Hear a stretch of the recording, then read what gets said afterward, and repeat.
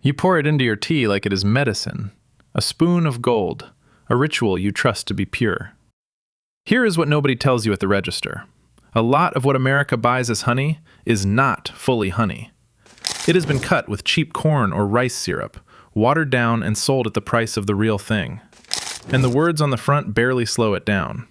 Pure, raw, 100% honey. No jar has to pass a strict federal test to prove it is real before it reaches your cart. Worse, the fraud is built to beat the lab.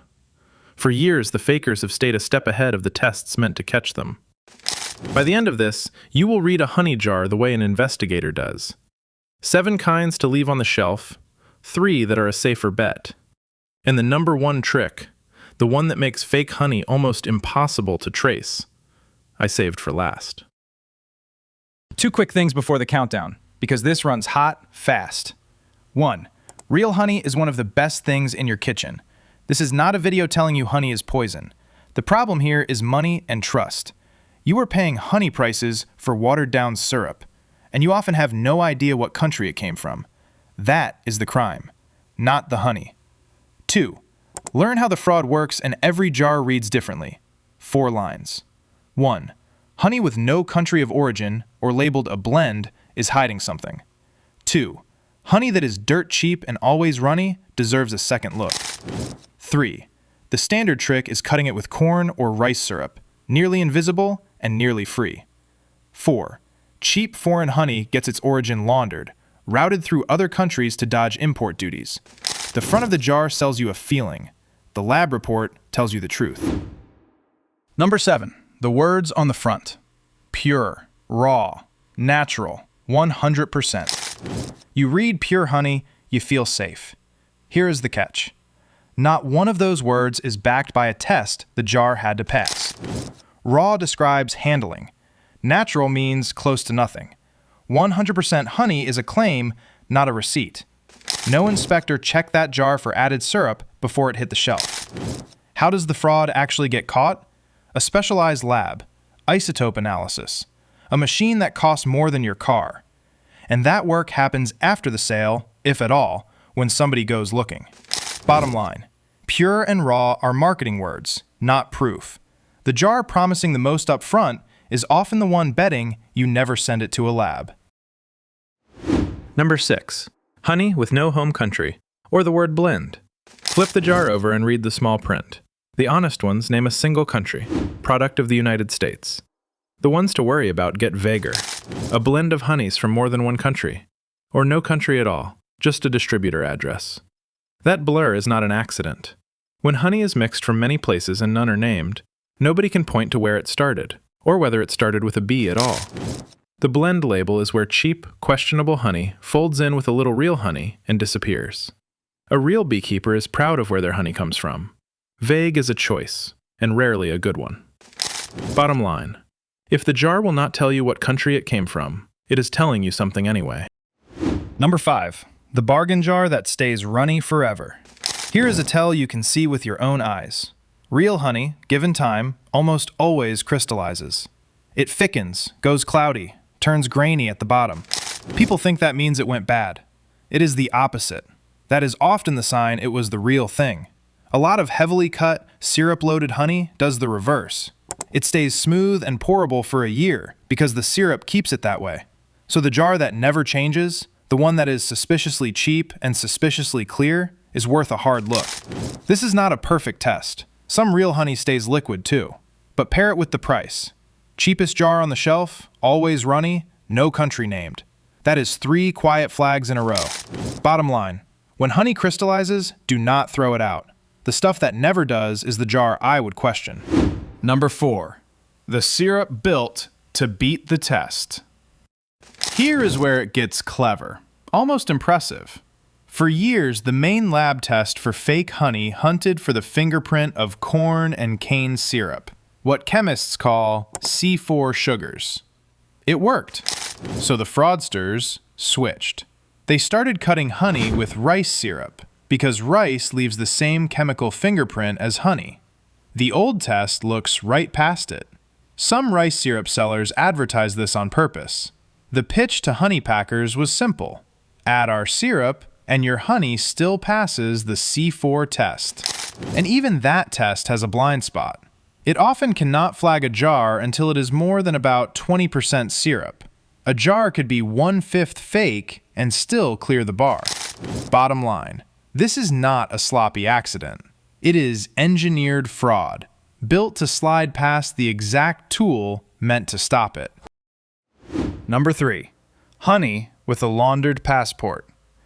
Now the part that reads like a crime thriller, because it is one. Back in 2001, the United States put heavy duties on cheap Chinese honey to protect American beekeepers. The cheap honey did not stop. It changed its passport. Chinese honey got shipped into India, Vietnam, and more, relabeled as a product of that new country, then sent on to America. Same honey, fake origin, duties dodged. Investigators gave it a name: honey laundering. In one of the biggest cases, a German food company moved Chinese honey through other countries and ducked around $80 million in United States duties.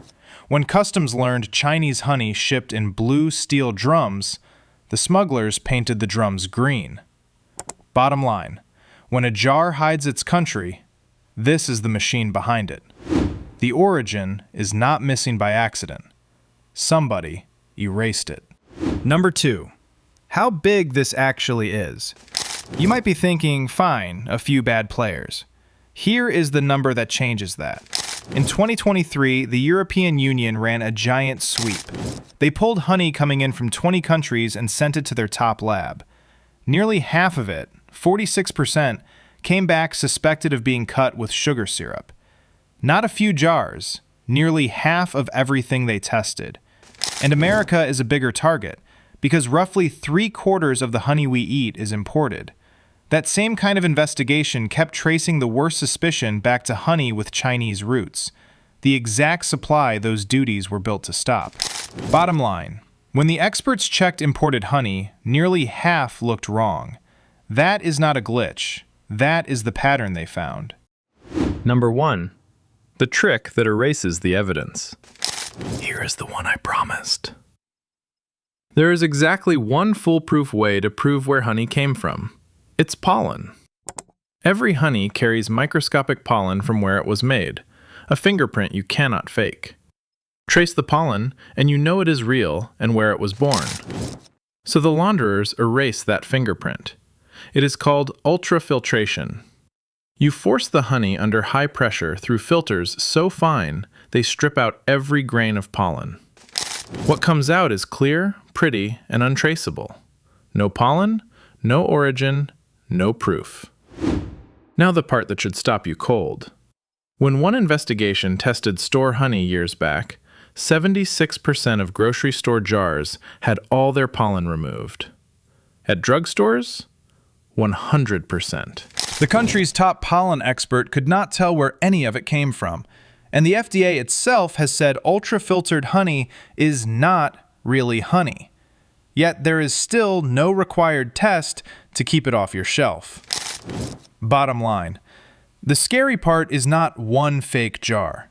It is that the most common trick is built to destroy the one piece of evidence that could ever catch it.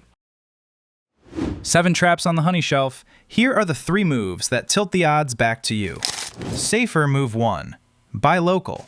A jar from a beekeeper at the farmer's market, or a local brand that prints its state and its farm, is the hardest honey to fake.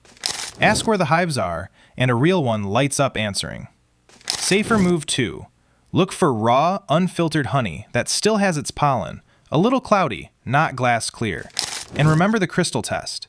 If it thickens and goes grainy over time, that is a good sign. Let it crystallize with pride. Safer move 3.